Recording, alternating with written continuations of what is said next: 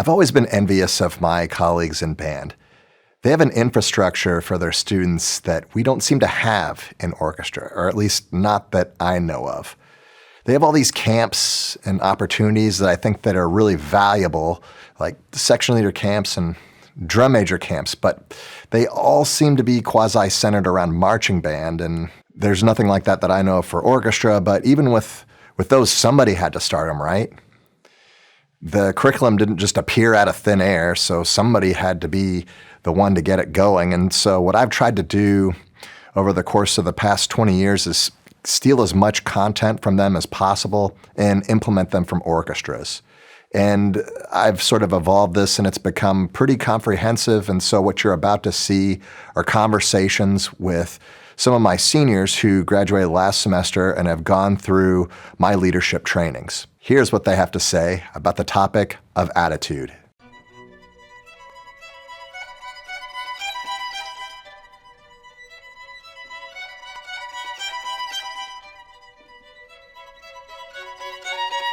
I feel like changing an attitude is kind of like building a habit, because like you have with attitude you kind of have to like change your thinking patterns, and like kind of think more optimistically with like your outlook on things.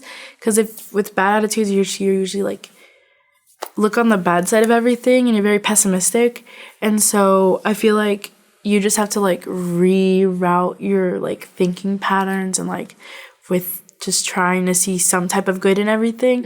And I feel like that takes like, honestly, it depends on the person. I feel like that usually takes like a month. Yeah, and it's like, so you'd want somebody to change their attitude.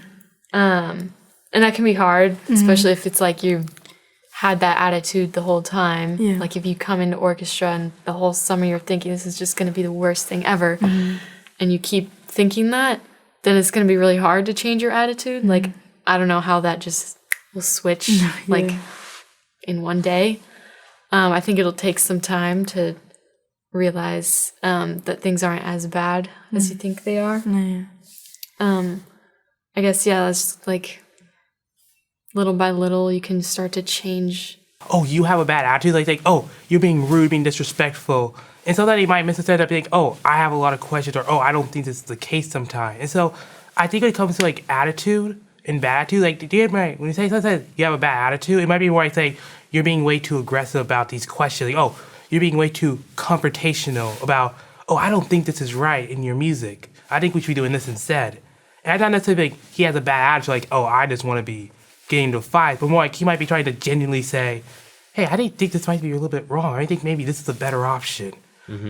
Yeah, so I think attitude is sort of like the mindset you take into everything you do. So it's like a habit of thinking, and it's like harder to change than maybe like people think. And I think we can confuse like attitude with just how somebody is feeling that day. So maybe like on the whole, an encouraging attitude, they're kind, they tend to be optimistic, but maybe they just like didn't sleep well the previous day. And then we sort of take small but intense instances and we like broaden them out and we say this describes this person all the time because I interacted with them like this one time. And so really being able to decipher truly what somebody's attitude is and what their sort of default attitude is can help you when it comes to not only communicating with them,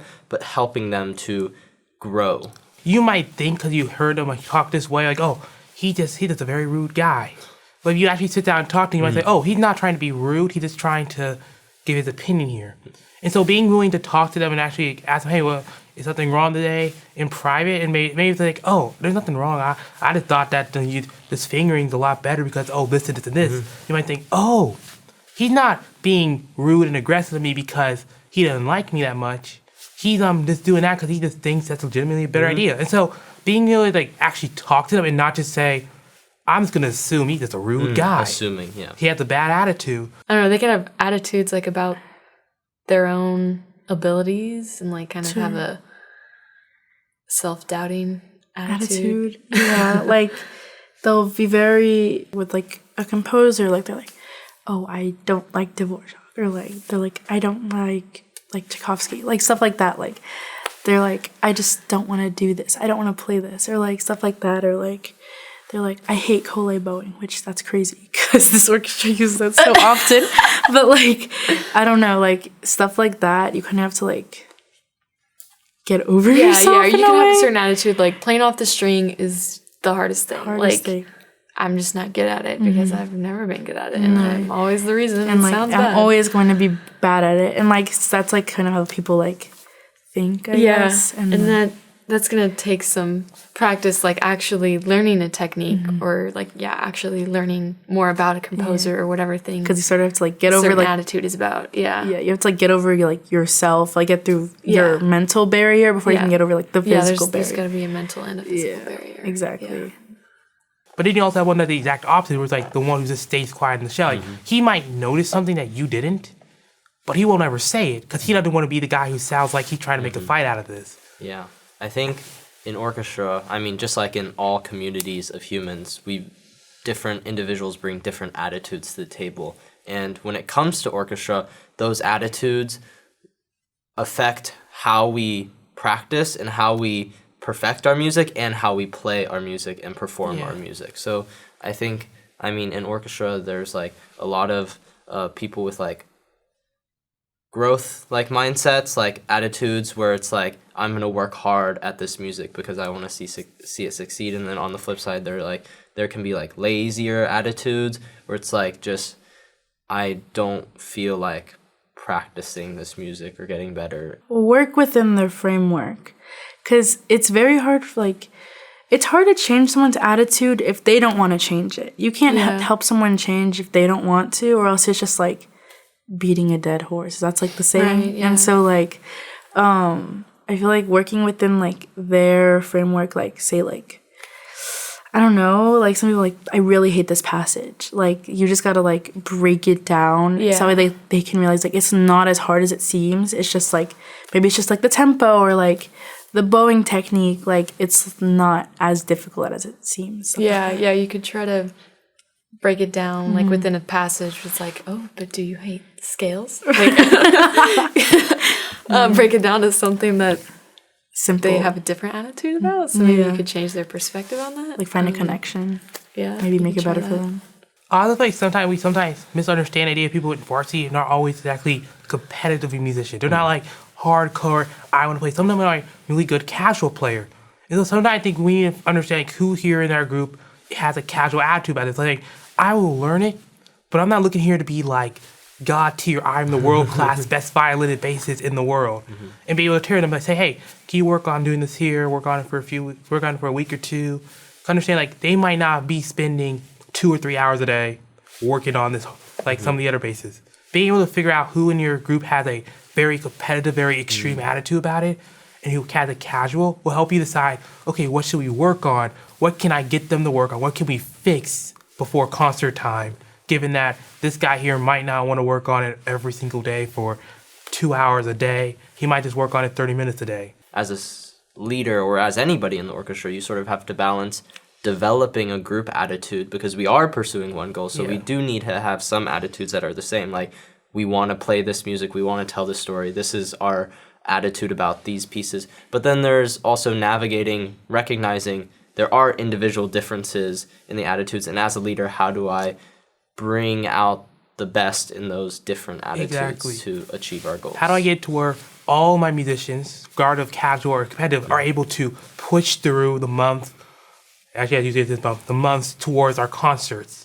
I think as a section leader, you really have to decide what are some things that I can compromise on, and what are some things that as a section are so vital to our success as a section that I'm not going to compromise on these things. And being willing to work within the things that you're willing to compromise on, but then being very staunch and being very clear that you're not willing to budge on the things that you think are vital to the success of the orchestra. Changing people's attitude is kind of like you have to like kind of set the example in a way. That's like what I always did. Like I always made sure like no matter what, like I was not giving up and giving like trying to change people's attitude, because I remember after like a hard rehearsal, like everyone would be really like down, and even sometimes I would be a little down.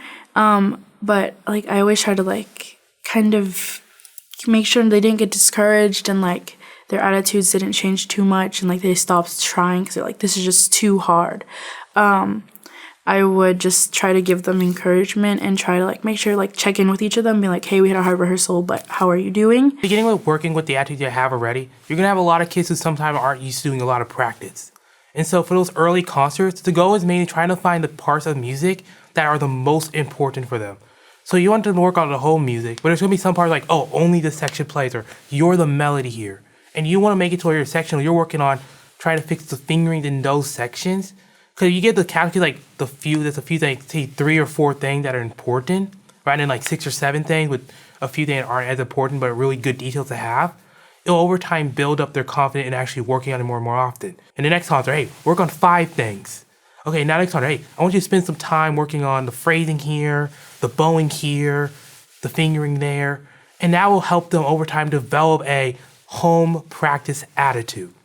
Within a sectional, like every time do something that challenges like every person in every level. So like something that's easy for people that are really advanced, but then harder for people that can't play as well maybe, but then have something that's hard for everybody. So like kind of going to each person's level within each sectional.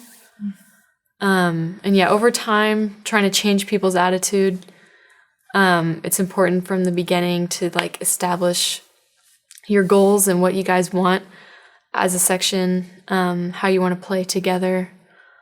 And yeah, just have patience because it takes time. And I would say focusing on the basics of technique is really important. I think sectionals are vital in developing techniques and developing styles that we can't work on when we're rehearsing with the entire ensemble. So I think those are vital to the success of our orchestra. But if somebody was like, I can't make sectionals one day, then I'm willing to compromise on that. I can reschedule sectionals. I can do individual sectionals. They're like, wow, Mom, like, have you seen this? If you don't have a section leader program at your school, or if you're looking for some resources, I'm selling an 8-week leadership course on teachingorchestra.com that I've done in Canva. And I like Canva because it has some cool animations and stuff, but if you need me to convert it to PDF, or you can upload it into something like Google Slides, I could also give it to you in an SVG format, so you could use it on a web browser. But to get all the cool formatting, I recommend Canva. And look, I'm not a greedy person, and if your district won't buy it for you, and you just don't want to pay out of pocket, please send me an email at teachingorchestra@gmail.com, and I'll send it to you for free. And the same goes for any product on my website. If you want it and your district won't pay for it, just send me an email and I'll hook you up. Okay, thanks for watching. Consider sharing this content with others, and I'll see you in the next video.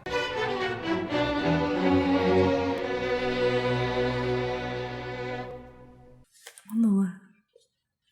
That's my Whoa. that's my left hand. My left hand.